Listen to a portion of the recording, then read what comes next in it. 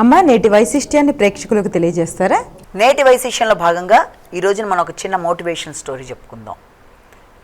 భగవంతుడి యొక్క ప్రణాళిక, గాడ్స్ ప్లాన్ అనే దాని మీద ఒక చిన్న మోటివేషన్ స్టోరీ చెప్పుకుందాం.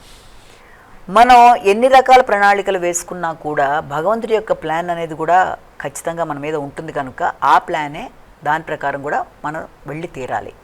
ఇక్కడ దానికి సంబంధించిన కథ కనుక మనం తెలుసుకుంటే, చిన్న కథ.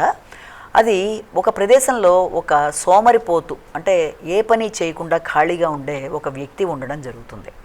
అతను ఉచితంగా ఆహారం వస్తే దాన్ని తినడం, లేకపోతే టైంని అలా స్పెండ్ చేయడం, అలా గడిపేస్తాడు తప్ప ఏ రకంగానూ కష్టపడ్డా అతను. అయితే ఈ రకంగా చేస్తూ ఏ రోజు అందిన ఆహారం ఆ రోజు తీసుకుంటూ ఆ రకంగా టైం వేస్ట్ చేసుకుంటూ గడుపుతూ ఉంటాడు. ఒకరోజు అతనికి ఆహారం లభించకపోతే ఏం చేస్తాడంటే, కొంచెం అలా ముందుకు పెడుతుండగా ఒక చక్కటి పళ్ళతో ఉండిన చక్కటి ఒక ఉద్యానవనం, ఒక చెట్లతో ఉన్న ఒక ప్రదేశం కనబడుతుంది. వెంటనే ఏం చేస్తా అంటే వెళ్ళిపోయి తిందామని చెప్పి అక్కడికి వెళ్ళిపోయి ఆ చెట్టు ఎక్కగానే ఆ యజమాని వచ్చి ఇతను చూస్తే నువ్వు కిందకి దిగు, లేకపోతే నేను కర్రతో కొడతా అంటే భయపడిపోయి మొత్తాన్ని దూకి అక్కడి నుంచి పారిపోతాడు. అంటే అది స్వీకరించకుండానే పారిపోతాడు. అలా వెళ్ళిపోయి ఏం చేస్తా అంటే ఒక చోటుకి వెళ్ళిన తర్వాత ఇంక అక్కడ అలసిపోయి ఒక చోట కూర్చుంటాడు. ఈ లోపల అక్కడ ఒకటి కాళ్ళు లేని ఒక కుంటి నక్క కాళ్ళు ఈడ్చుకుంటూ వస్తూ ఉంటుంది అన్నమాట. దానికి కాళ్ళు సరిగ్గా ఉండదు. దాన్ని చూసి ఆలోచనలో పడతాడు.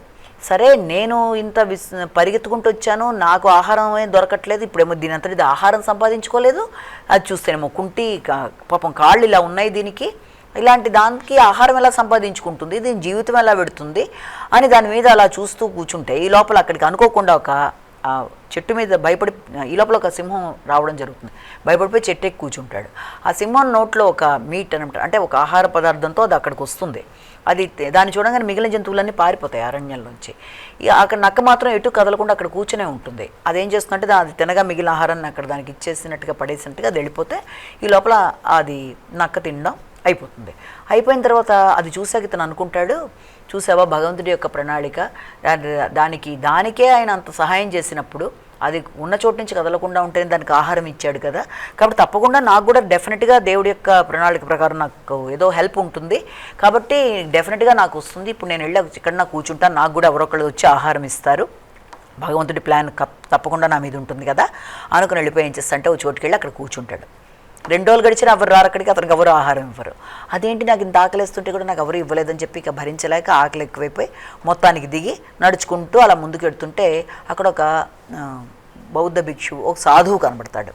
ఆయన దగ్గరికి వెళ్ళి తన యొక్క సమస్య చెప్తాడనమాట. ఏంటి బాబు ఏంటి అని అడిగితే, నేను ఇలాగా చాలా ఇబ్బంది పడ్డాను, నాకు ఆహారం కోసం ఇలా వచ్చాను, ఇలా జరిగిందని తను చూసింది ఇలా చెప్తాడు. వెంటనే సరేనా అతను కొంచెం ఆహారం ఇచ్చి కూర్చోబెట్టి మంచినీళ్ళు ఇచ్చి తర్వాత అప్పుడు చెప్తాడనమాట ఈ యొక్క సోమరిపోతుగా వచ్చిన వ్యక్తి, దేవుడి ప్లాన్ అనేది అందరికీ ఉంటుంది కదా, తప్పకుండా దేవుడు నాకు ఆహారం ఇస్తాడంటే ఇలా జరిగింది, చూసారా నాకు దేవుడు ఇలా చేయలేదు నాకు విషయంలో అని చెప్పి బాధపడిపోయి, భగవంతుడి యొక్క ప్లాన్ అంటారు కదా, మరి నా విషయంలో ఏంటి ఇలా జరిగిందని అంటే ఆయన అంటాడనమాట. అప్పుడు అతను చెప్తాడనమాట ఆ యొక్క సాధువు, దేవుడి ప్లాన్ ఎప్పుడూ తప్పదు, దేవుడు ఎప్పుడు కరెక్ట్గానే ప్లాన్ చేస్తాడు బాబు.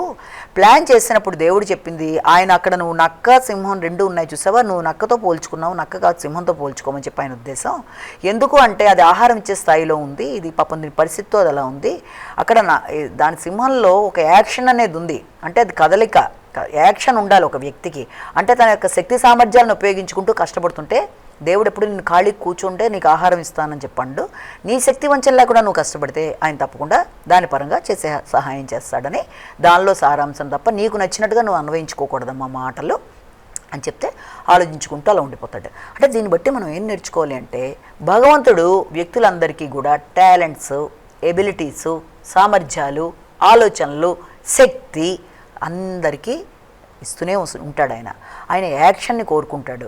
అక్కడే ఆగిపోయి నేనేమీ చేయను నాకేదో వచ్చేయాలి అనుకుంటే కొన్నిసార్లు వచ్చిన ఆఫర్స్ని కూడా మనం పోగొట్టుకుంటాం. ఆయన ఇచ్చినవి అందుకొని వాటిని అభివృద్ధి చేసుకుంటూ ముందుకు వెళ్ళాలి.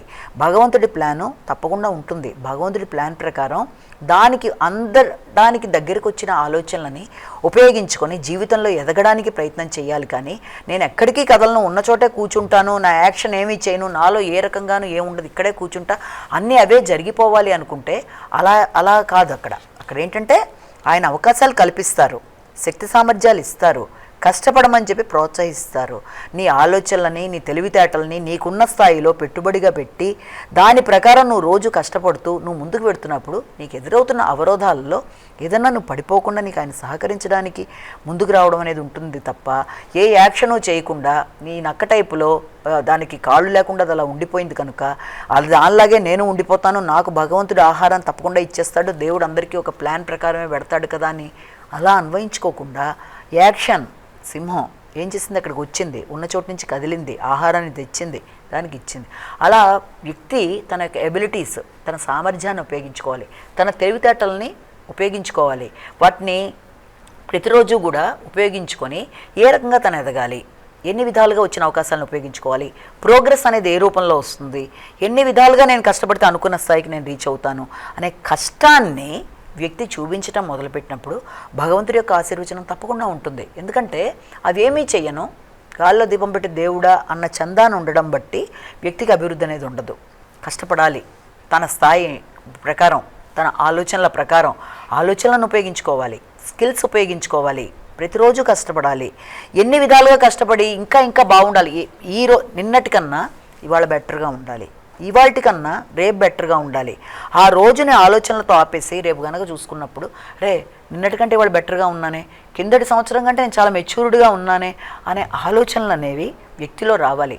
తను సెల్ఫ్గా ఇంట్రోస్కోపిక్ అనాలిసిస్ చేసుకుంటూ ముందుకు వెళ్ళాలి.